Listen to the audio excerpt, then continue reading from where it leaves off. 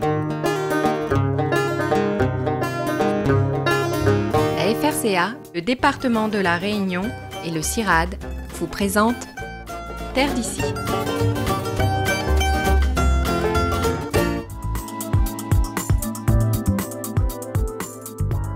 C'est désormais un rendez-vous incontournable des professionnels du monde agricole.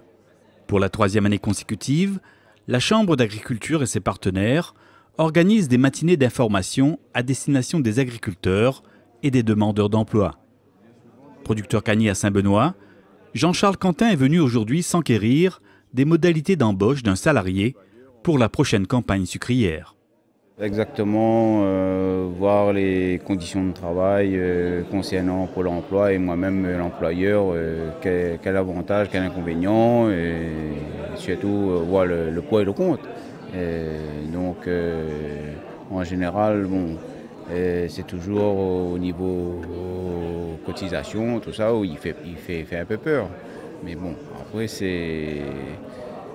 Dans le sens qu'on a des personnes comme ça pour monter en haut un petit peu le chemin, vraiment expliquer les choses convivialement dans un bon esprit, ou le plus serein.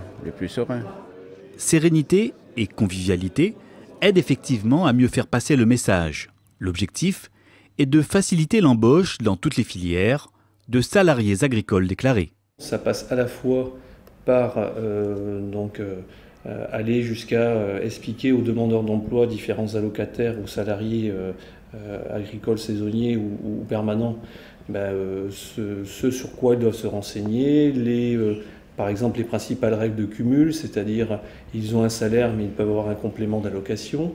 Donc tout ça, ça dépend beaucoup des situations individuelles.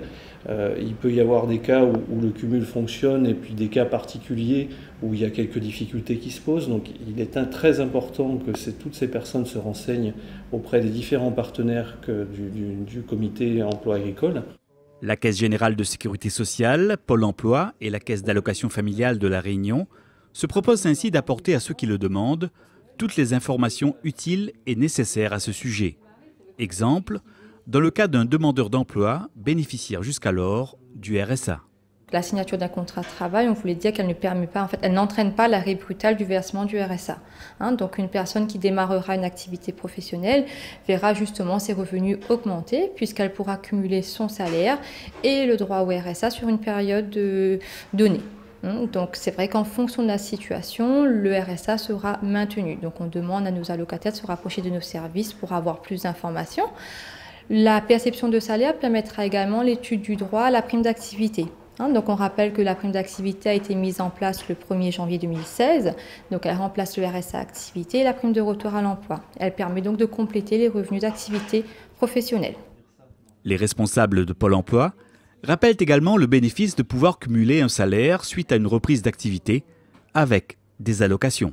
Donc on est principalement sur 2 types d'allocations à Pôle emploi. L'allocation retour à l'emploi, donc la personne a été indemnisée, reprend une activité et permet sous certaines conditions, notamment en restant inscrit chez nous, de pouvoir bénéficier d'un complément avec son salaire de ce qu'il touchait précédemment.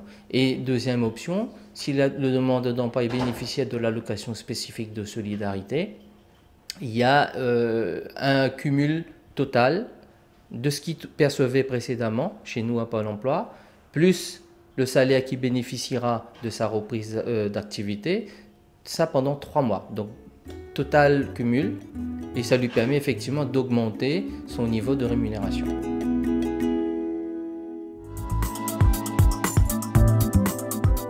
Petit à petit, les campagnes de sensibilisation portent leurs fruits.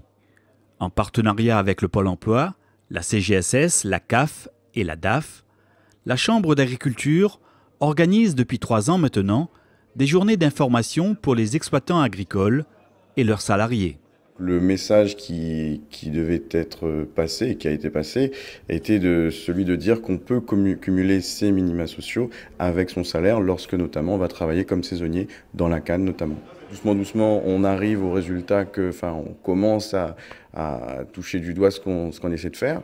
Et du coup, autant les salariés commencent à être sensibilisés à l'idée de se dire que je ne vais pas forcément perdre mes allocations si je travaille, et autant les employeurs commencent à trouver les bons arguments pour les convaincre parce qu'eux aussi sont informés maintenant. Producteur cagné à Sainte-Marie, Jean-Fred Naz a fait le choix d'embaucher à plein temps un travailleur saisonnier pour la campagne sucrière. Moi, l'employeur, je peux laisser mon travailleur dans le champ.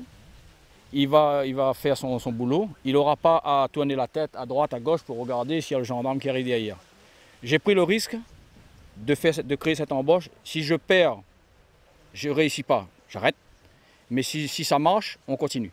Mais pour moi, embaucher quelqu'un, ce n'est pas un malheur.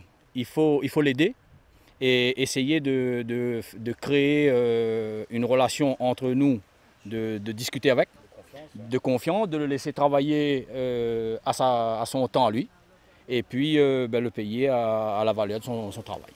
Ouais. Il commencera bientôt sa 3e saison en tant que coupeur chez Jean-Fred Naz. Travailleur déclaré, Jean-Frédéric Grondin apprécie ici ses conditions de travail. Le travail saisonnier, là, c'est pas à cause ou bien RSA ou bien RMI. Il ne faut pas voir ça comme ça. Le travail saisonnier, c'est un plus pour le bout qui veut travailler. Parce que là, c'est où qui fait le salaire. Donc, si le patron les paye à 12 euros, 13 euros, c'est selon en fonction de où. Si on ne travaille pas, on ne pourra pas avoir. Donc là, si le bout il est RSA, ben, à moi, mes conseils, allez, s'il gagne un petit travail déclaré, saisonnier, ben, c'est le meilleur affaire pour faire. Parce qu'au niveau des allocations, on n'aura pas de mal à en ressortir où. Hein. C'est selon le salaire, il augmente, il diminue, ben, là, il gère ça d'après ce que vous fait. Pour les non-bénéficiaires du RSA, il existe bien sûr d'autres solutions. Notamment pour les jeunes âgés de 18 à 25 ans et sans enfants à charge, le droit à la prime d'activité sera à faire, donc la demande sera à faire en ligne sur le site www.caf.fr dès le mois suivant la perception du premier salaire.